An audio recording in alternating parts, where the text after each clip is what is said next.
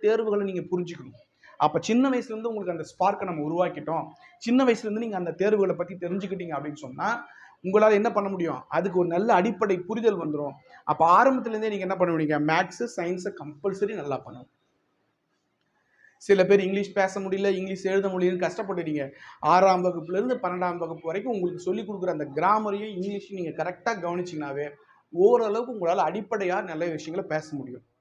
அப்படி முடியலன்னா நம்ம எங்க தப்பு பண்றோம் தெரியுமா? நமக்கு வந்து அந்த ஸ்பீக்கிங்க்கான அந்த பயிற்சி கிடையாது. பேசி நம்ம பழகுவதற்கான வாய்ப்புகள் நமக்கு சுற்றம் கிடையாது. அந்த மாரி ஒரு சூழ்நிலை கிடையாது. மத்தபடி நம்மளாலயும் எல்லாமே முடியும். அதனால நம்ம நண்பர்கள் வந்து நம்முடைய மாணவர்கள் வந்து ரொம்ப தைரியமா இருங்க, கான்ஃபிடென்ட்டா இருங்க. நெறைய விஷயங்கள நான் உங்களுக்கு கொண்டு வந்து குடுக்குறேன். அதெல்லாம் தெரிஞ்சுக்கோங்க. ஓ! இப்படியெல்லாம் வாய்ப்பு இருக்கான்னு தெரிஞ்சுக்கிட்டு, நம்ம என்ன பிளான் பண்ணணுன்றத நீங்க பிளான் பண்ணுங்க. தகவல்களை கொண்டு வந்து சேர்ப்பது என்னுடைய பொறுப்பு. அதை பயன்படுத்தி மேலே வர வேண்டும். அது உங்களுடைய பொறுப்பு என்பதை சொல்லி